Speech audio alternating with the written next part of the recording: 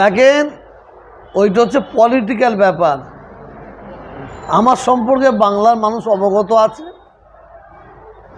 আমি আবার বলছি, পলিটিক্স জীবনে করি না, করছি না, করব না।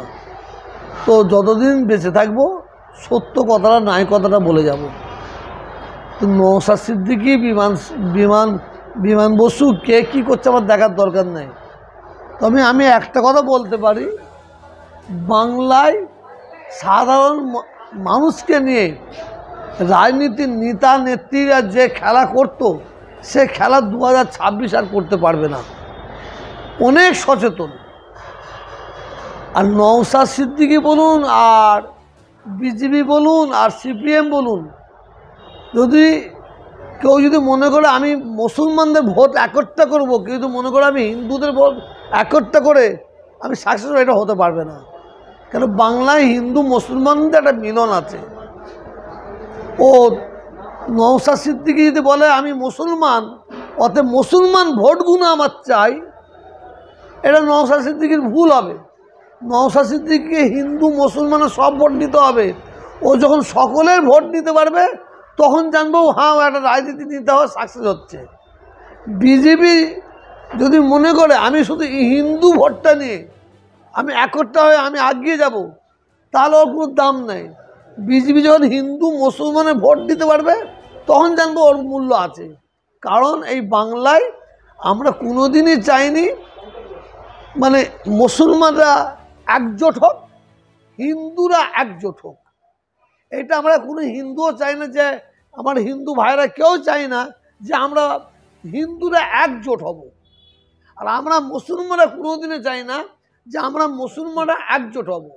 আমরা হিন্দু মুসলমান, আমরা এই দুটো জাত মিলে, দুটো মানে মুসলিম হিন্দু একত্রিত হয়ে আমরা অন্যায়ের বিরুদ্ধে জোট হয়ে আমরা কথা বলবো। এটা বলতে পারি আপনাকে। আবার বলছি আপনাকে, আমি জোটে কি হবে না হবে আমার ওইটা দিয়ে আমার দেখার দরকার নেই।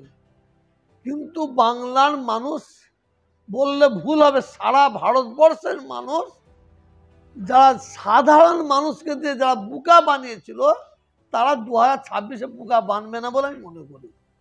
দেখেন, আমি তো আল্লাহ নই, আমি বলে দেবো। তবে আমি একটা কথা বলতে পারি, তৃণমূল কংগ্রেসের যে প্রতিশ্রুতি অনুযায়ী, মানে একটা সময় তৃণমূল কংগ্রেস, মমতা ব্যানার্জি হিন্দুদের মুসলমানদের ভোটগুলোকে একত্রিত করে মুসলমানদের জন্য অনেক কথা বলেছে। এখন মমতা ব্যানার্জির মুসলমানদের খুব প্রয়োজন আছে বলে আমার মনে হয় না, খুব দরকার আছে বলে আমার মনে হয় না। কারণ মমতা ব্যানার্জি উনি বুঝে নিয়েছেন যে মুসলমানরা বিজেপির ভয়ে এরা আমাকে ছাড়া কাউকে ভোট দেবে না। অতএব মমতা ব্যানার্জি ওই কারণে এখন হিন্দু তুষামতি করতে আরম্ভ করেছে। তার জ্বলন্ত প্রমাণ জগন্নাথ মন্দির, তার জ্বলন্ত প্রমাণ ওই 1,10,000, তার জ্বলন্ত প্রমাণ মানে ছুটি আছে। আমরা দীর্ঘ 13-14 বছর ধরে মুখ্যমন্ত্রীর কাছে আমরা দাবি রেখে আসছি যে আমাদের ঈদে বকরা ছুটি দেওয়া হোক। উনি কোনো গুরুত্ব দিয়েছে? কর্ণপাত করেছে। কিন্তু এবারে দুর্গা পুজোয় 4 দিন, দুর্গা পুজোয় 14 দিন ছুটি, একদিন কালী পুজোয় 4 দিন ছুটি, সরস্বতী পুজোয় ছুটি, কি বলে কলা পুজোটাই কি বলে যে হ্যাঁ ছট পুজোতে ছুটি, হ্যাঁ জগদ্ধাত্রী পুজো ছুটি, জামাই ষষ্ঠীতে ছুটি। কেমন মমতা ব্যানার্জি দেখেছে যে হিন্দু ভোটটা ডিভাইড হয়ে যাচ্ছে, দুদিকে চলে যাচ্ছে।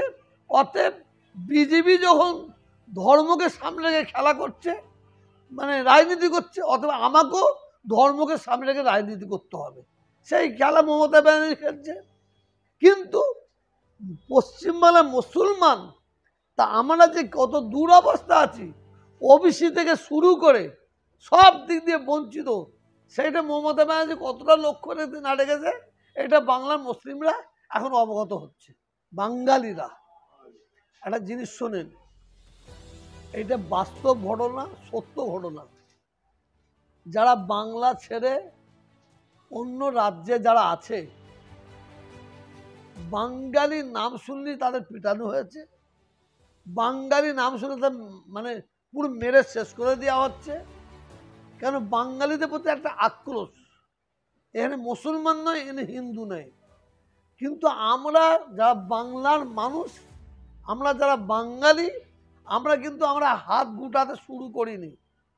আমরা হাত গুটা যদি শুরু করি তাহলে বাংলায় বাঙালি ছাড়া অন্য কোনো জাতের মানুষ টিকতে পারবে না। কোনো জাতের মানুষ এই বাংলায় টিকতে পারবে না যদি আমরা হাত গুটাতে আরম্ভ করি। কিন্তু আমরা হাত গুটাইনি কেন? আমরা বাঙালি হিন্দু, বাঙালি মুসলমান, আমরা হাত গুটাইনি কেন? আমরা আইনকে সম্মান দিই, আমরা আইনকে হাতে তুলে নিতে চাই না। পশ্চিমবাংলার মুখ্যমন্ত্রী উনি বাঙালিদের জন্য কতটা আওয়াজ দিয়ে কি করছে না করছে এটা বাংলার মানুষ জানতে পারছে বলে আমি মনে করি। তবে এটা বাঙালিদের প্রতি ইচ্ছাকৃতভাবে অত্যাচার করা হচ্ছে। অন্য অন্য রাজ্যে বাঙালিদের প্রতি যে অত্যাচার হচ্ছে এটা করা হচ্ছে, এটা রাজনীতিভাবেও করানো হচ্ছে বলে আমি মনে করি। কারণ যখনই বাঙালিদের মারা হবে তাহলে এই পশ্চিম বাংলায় বাঙালিরা অবাঙালিদের হারে মারবে। তো অবাঙালিদের মারলে কি হবে? এটা রাজনীতির একটা ফায়দা হয়ে যাবে, তাহলে বাঙালি ভার্সেস একটা অবাঙালি হবে। এটা রাজনীতির নেতারাও ঠান্ডা মাথায় এইটাও খেলছে বলে আমি মনে করি। শোনেন, যারা বাংলায় কথা বলছে তাদের ঘরে বাংলাদেশি বলে পাঠিয়ে দেওয়া হচ্ছে। আপনি শুভেন্দু অধিকারীর কথা জানেন না? শুভেন্দু অধিকারী যত টুপিওয়ালা, যত নুঙ্গিওয়ালা সব দেখতে পাচ্ছে ওর চোখে, ও সব রোহিঙ্গা দেখছে, ও সব রোহিঙ্গা দেখছে। আবার এদেরই দলের কিছু মানুষ এটা ভাগে ভাগে আছে, এটা ভাগে ভাগে আছে। এদের আবার কিছু মানুষ এখানে যারা বাংলায় কথা বলছে তারা বাংলাদেশি ভাবছে। এটা রাজনীতি ছাড়া অন্য কিছু নয়, এটা রাজনীতি বলে আমি মনে করি। দেখেন, দীঘায় জগন্নাথ মন্দির হয়েছে, এতে আমরা খুব খুশি। আমরা মানুষ হিসাবে যদি আমরা জানোয়ার হতাম তাহলে আমরা অসন্তুষ্ট প্রকাশ করতাম। মানুষ হিসাবে আমরা খুব খুশি, মুসলমান হিসাবে খুব খুশি। কারণ জগন্নাথ মন্দির হয়েছে দীঘায়, হিন্দু মুসলিম সবাই যায়। আমার হিন্দু ভাইয়েরা তাদের জগন্নাথ মন্দিরে যাবে, এটা পশ্চিমবাংলার সরকারকে ধন্যবাদ দেওয়া দরকার বলে আমি মনে করি। কিন্তু ওই দীঘায় কিন্তুটা কি? কিন্তু ওই দীঘায় যদি 100% মানুষ যায়, 40% মুসলিম যায়। তো পশ্চিমবাংলার অভিভাবিকা মমতা ব্যানার্জি, তো ওনাকে তো সব দিকটা ভাবতে হবে।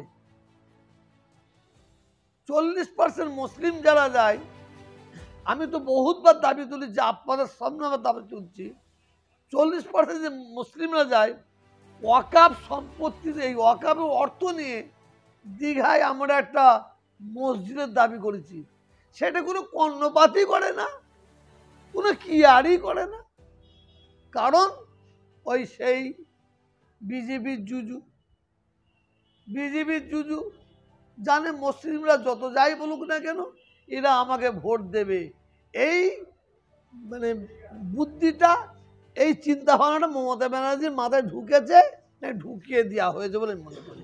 এই ভিডিও সম্পর্কে আপনাদের কি মতামত অবশ্যই জানাতে ভুলবেন না আমাদের কমেন্ট বক্সে। এছাড়াও আরো ভালো ভালো ভিডিও পেতে চোখ রাখুন জনতা এক্সপ্রেসের পর্দায়। এই ভিডিওটি ভালো লাগলে অবশ্যই শেয়ার করতে ভুলবেন না। জনতা এক্সপ্রেস, জনতার মনে, জনতার কণ্ঠে।